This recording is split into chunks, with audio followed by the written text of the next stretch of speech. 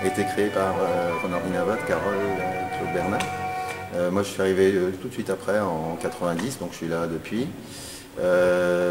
C'est comme une grande famille, c'est vrai, on est là, la même équipe à peu près depuis 2-3 ans.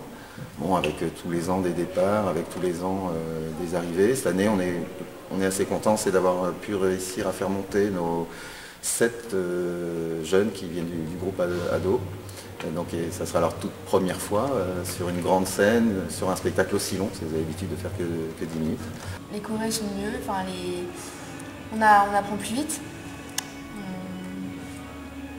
Avant on faisait tout le temps les mêmes chorés, enfin les mêmes pas et tout ça, et là on a appris plus de trucs, enfin c'est plus difficile quoi, c'est plus difficile. Vous aimez la difficulté?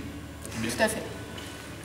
Donc au niveau du patronage, on se lance tout simplement et ensuite on tâtonne un petit peu. Une fois que le prototype est bien, on lance une série. C'est principalement des copies, parce que je pense qu'on ne peut pas retrouver au niveau scénique une série complète de costumes authentiques qui se font dans le même moule. Donc c'est essentiellement des copies, ça c'est un point de vue scénique. Et au niveau de la reconstitution, donc on se base essentiellement, si on peut avoir 3 originaux, c'est bien, pour éviter les petites fioritures qu'il y a pu avoir par monsieur Untel ou madame Untel à l'époque. Et ensuite, évidemment, des lithos ou des tableaux existants et bien sûr des photos. Donc on va essayer de compléter un petit peu le mélange des 2 terroirs, donc Glazik-Aven. Ce sera du Glazik à voir sur scène. On travaille entre nous environ un soir par semaine durant tout l'hiver. Et 3 semaines donc avant danse, c'est le gros coup de rush où on demande à tous les petites mains de venir donner un coup de main, ne serait-ce que pour coudre un bouton, tailler une pièce de costume, où il n'y a pas besoin forcément de connaissances en couture, quoi.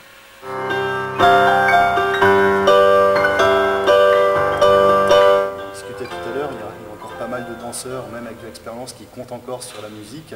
Pour moi, c'est la musique et la danse, c'est indissociable, on la vit, on la ressent. Donc je pense que les musiciens ici en ont aussi conscience. Quand on joue, on passe beaucoup de temps à regarder les danseurs et à ressentir les choses pour essayer de servir au mieux la danse avec la musique.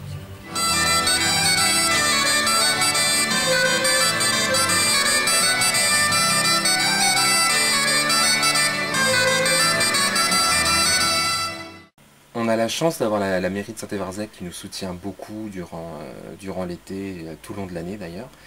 Et ils nous ont offert donc, le local à notre disposition il y a environ 2 ans. Donc, avant, les costumes étaient chez les responsables, donc c'était pas forcément évident pour stocker, pour récupérer les affaires. Donc là, on a vraiment la chance d'avoir ce complexe qui prend les costumes, les répétitions et ainsi que les ateliers de couture. Donc un grand merci à la mairie de Saint-Évarzec. Donc la jeunesse du spectacle de cette année.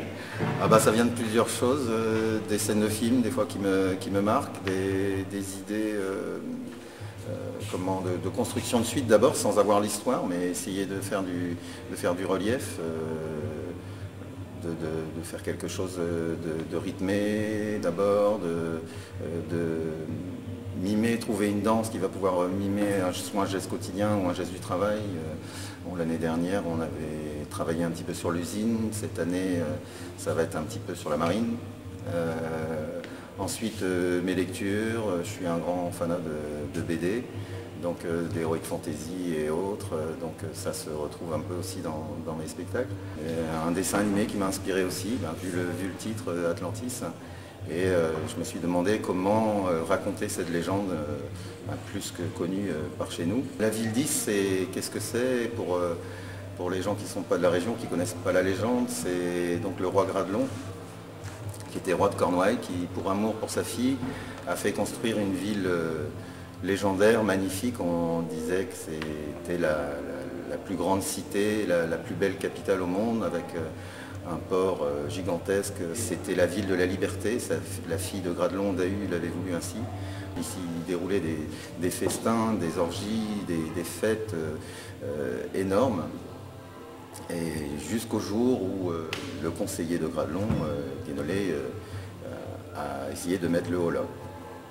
Alors Dahu, sa fille, ne voulait absolument pas que l'église rentre dans la ville, donc elle a défié le clergé, les portes de la ville qui risquaient d'engloutir la ville étaient défectueuses, ils étaient inondés pratiquement à chaque marée haute.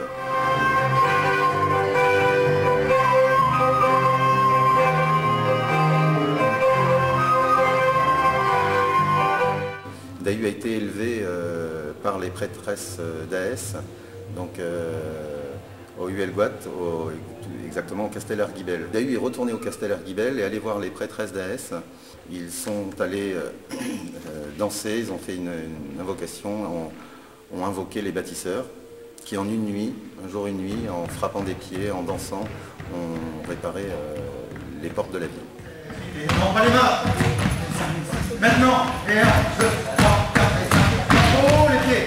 2, et 5, 7, 8, et là, 3, et 4, et 5, 7, 8, 1, 2, et 4, stop.